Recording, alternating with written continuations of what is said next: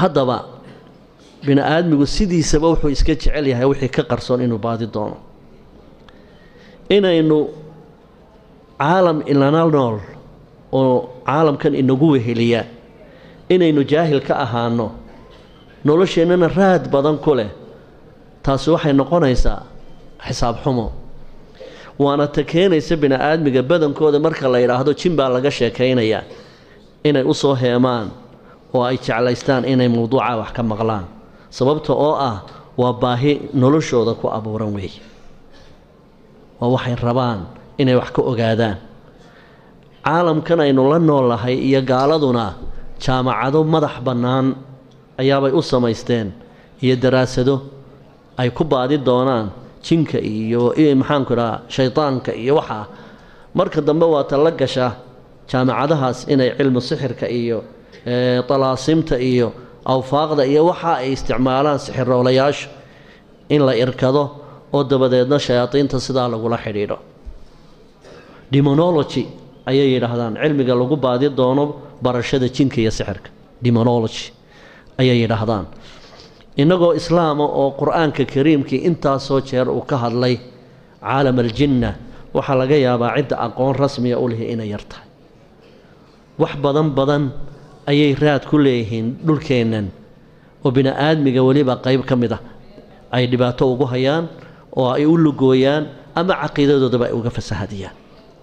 marka mawduucan maanta aan gelayo waa mawduuc xasaasiya xaqiiq ahaan marka xagga caqiidada la eego waa mawduuc ku jira qaybiyaadka waxyaalaha diintu sheegtay ee aynaan badankeeda inagu arag haddaanay soo tashakulin tashakul waxaan uga jeedaa suuradooda dhabta ah ee ilaahay ugu talagalay haddii ay ku jiraan shayaadiinta iyo jinku ma arki karo laakiin jimanka iyo shayaadiintu qaar baa waxaa jira ilaahay uu siiyey awood ay u qaadan karaan sawir kale ama sawir bini aadmi ama sawir xayawaan oo kale ay u yeelan karaan cabdillaahi ibnu saamit oo ka dhagaysanaya saxaabiga abidar xadiidkan ayaa wuxuu yidhi oo aydu badan maxaa aygan madow gaar looga dhigay salaadda uu u burinayaa haddii qofkii bilaa sitaaradda aydu soo hormaro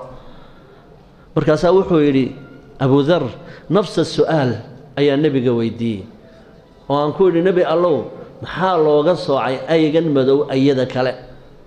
waxaanu noogu jawaabay buu yidhi nebigu calayhi salaatu wasalaam alkalbu alaswadu shaytaan ayga madow waa shaytaan macnaha waa ayda nooca madaxa adag buu ka mid yahay marka shaydaanku jinkii ma aha ibliisna ma ahan ee waxaa laga wadaa waa xayawaanaadka la yidhaahdo ayda hadduu mid macangagii ku jiro waa ka madow weeyaan kaa madow baa ugu hawl badan oo ugu hawl yacni inta badanna waan ka warrami doonaayo xayawaanada uu shaydaanku isku soo shabaho ama isu soo ekaysiiyo bisada madow iyo ayga madow iyo bay u badan yihiin waxaa la soo wariyey imaam الطبري iyo غayrkiisba markay tafsiirka culimada tafsiirka waxay yidhaahdeen ina min aljinni shayaaiin ومن الإنس شياطين وإن شيطان الجن إذا أعياه المؤمن ذهب إلى متمرد من الإنس وهو شيطان فأغراه بالمؤمن ليعينه عليه وإمام طبري تفسير كيسا وحو كسا قرأي ولماذا التفسير كوحي راهدين جن كان قيب شياطينا كجرت إنسي كان قيب شياطينا كجرت مركا جنكو markuu u taag waayo mu'minka inuu ambiyo wuxuu isku dayaa inuu u soo hiishado ama u soo gargaarsado mid shaytaan oo bini aadmiya shaytaan al-insi ayuu u soo gargaarsadaa si uu wadada uga leexiyo imaam qurtubi laf ahaantiisu tafsiirkiisa markuu ka warramayo wuxuu tilmaamay qowl uu leeyahay imaam maalik binu dinaar oo taabiciya قول أولي هيبو سورينيا ووحو يلي إمام مالك بن دينار شياطين الإنس تغلب شياطين الجن إن شياطين الإنس أشد علي من شياطين الجن لأني إذا تعوذت بالله شيطان الجن ذهب عني وشياطين الإنس يجيئون فيجروني إلى المعاصي عيانا. وحولي إمام كاس شيطانك جنك شيطانك إنسك أيا كشر بدن أو كدبات بدن شيطانك جنك سببتو يتهي شيطانك جنك مركز إلهي أتك مغان قشو وكاتشوك سنية، لكن شيطان الإنس حتى أعوذ بالله كاقتك معي شيطان الإنس وأنا تكنت هذه جير إن بنا آدم حمحمي أي كالتأثير بطان وكالرادين بطان شيطانك جنك مركا شياطينتو وحويان وحي مدح أدق أردن مركا دويدين كلا عداتي جن إيا شيطان وحي كليهين جن ومخلوق مدح بنان wuxuu ka abuuran aan ka warrami doono sidoo uu nool yahay aan ka sheekayn doono wuxuu cunaa aan ka sheekayn doono ma isguursadaayo ma tarma aan ka sheekayn doono waxaas waa sheekay noo taal laakiin hadda waxaan rabaa inaan idin kala saaro maxay kala yihiin jin iyo shaytaan jinku waa makhluuq madax bannaan oo ilaahay abuuray oo ilaahay uu ka abuuray naar waa ko shaytaankuna waxa weeye wax allaaliya wixii madax adag oo dhan ayaa la yiraahdaa shaytaan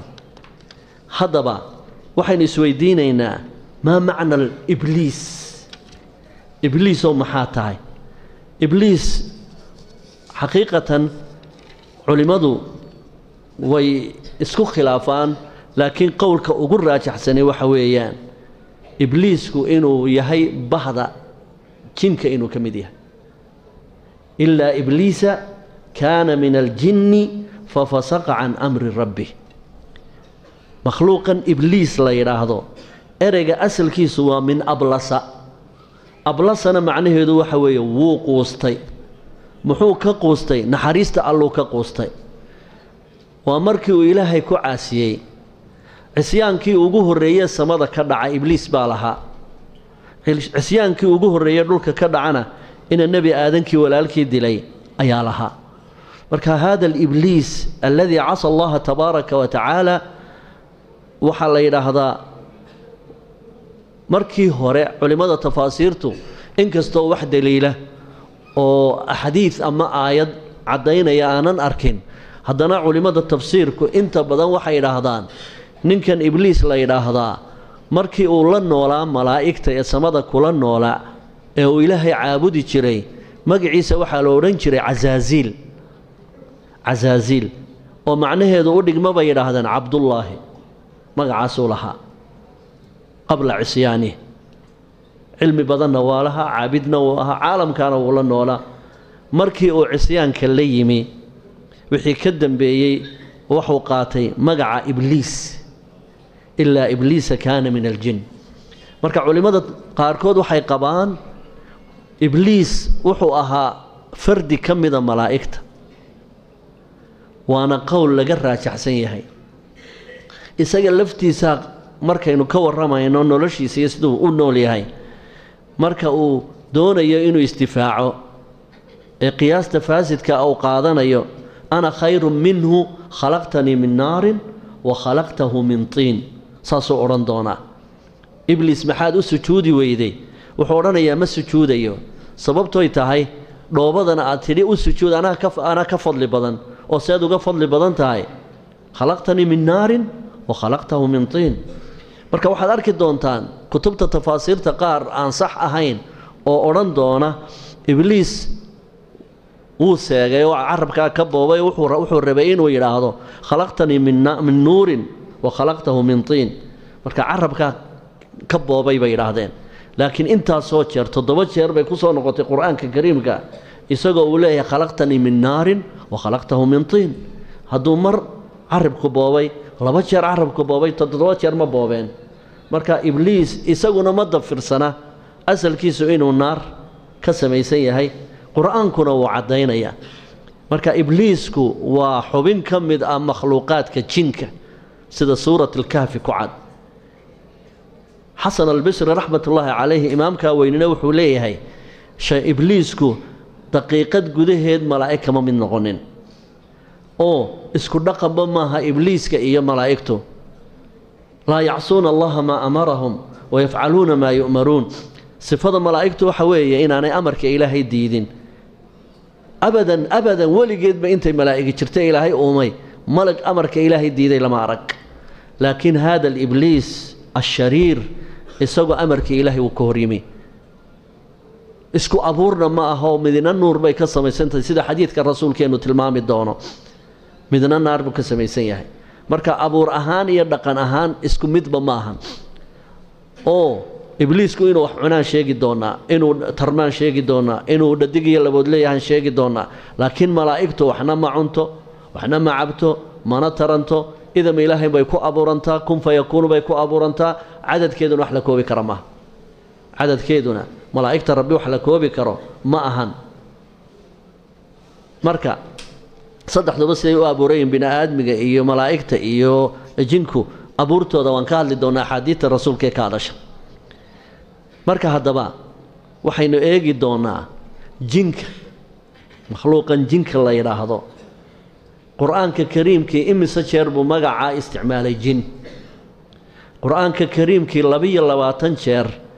ayuu fii khilaali alqur'aan ereygaa jin uu isticmaalay waxaana ugu horraysta markaad qur-aanka xagga sare ka soo bilowdo ereyga jin halka ugu horreeyaad kula kulmaysa waa aayadda 100 ee suuratu alancaam weeye wajacaluu lilaahi shurakaa'a aljinna wakhalaqahum wakharaquu lahu baniina wabanaatin bigayri cilm isla suuratu alancaam aayadda 112 wakadalika jacalnaa likulli nabiyin caduwan shayaaiina alinsi waaljinni waa 22 aayadood 22 jeer ayaa qur-aanka kariimka ilaahay magaca jin uu ku sheegay qur-aanka kariimka waxaa jira haddana kelmad iyadun ka soo farcantay oo la yidhaahdo jaan qur-aankana waa ku aragteen kelmadda jaan 7 jeer bay qur-aanka ku timaadaa waljaanna khalaqnaahu min qablu min naari samuum ayaa ka mid ah muxuu kala yahay markaa jaan iyo jin maxay kala yihiin labadan kelmadood asalka janna unbay ka wada yimaadeen carabi ahaan laakiin culimmadu way kala duwaanoo waxay yidhaahdaan jaan waxaa laga wadaa sida bini aadmigaba odaygii ugu horreeyey aadam loo yidhaahdo ee dhoobo looga abuuray odaygii ugu horreeyey ee makhluuqaadka jinku ay ka farcameen ayaa ilaahay wuxuu inoogu sheegay inuu yahay jaan waljaanna khalaqnaahu min qablu min naari samuum sida aadam dhoobo looga abuuray ayaa odayga jaan ee jinku ka farcamo ayaa isna looga abuuray dabka ah qowl baa wuxuu odhanayaa makhluuqaadka jinka oo dhan waxay ka farcameen ibliis oo abal jin la yidhaahdo taas waxba kama jiraan oo ilaahay baa qur-aankiisa inagu yidhi kaana min aljin isagaa jinka ka mid ahaa ee jinku kama farcamin marka sida aynu u kala duwi karno oo ugu toosanay waxa weeye jaan haddaad maqasho waa abal jin makhluuqa jinka la yidhaahdo axadkay ka soo farcameen ayaa jin la yidhaahdo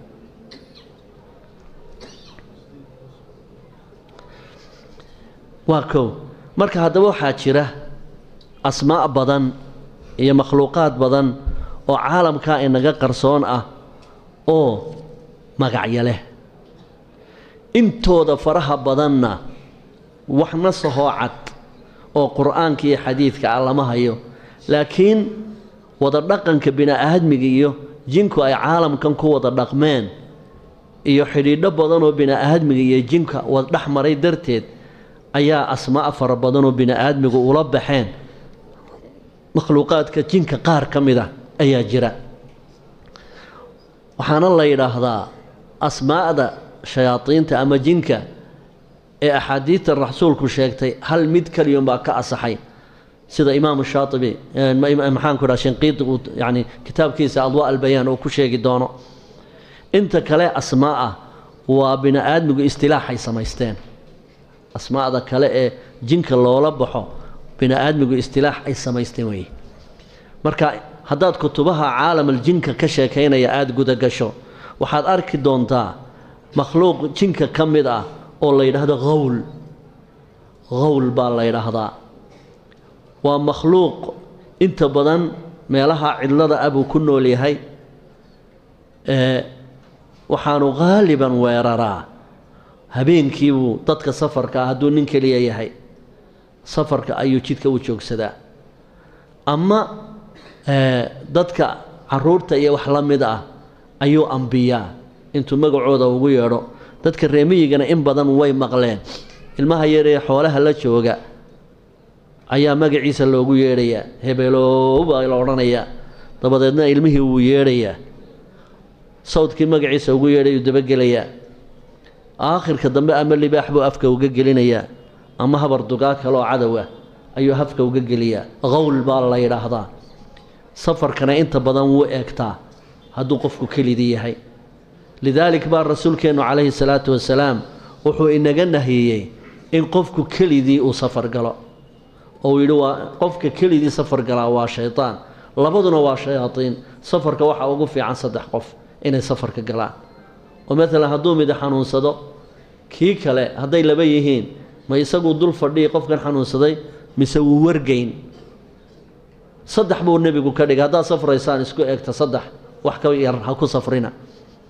hadduu markaa 3 uu idinku arko qawlku idinku soo dhici maayo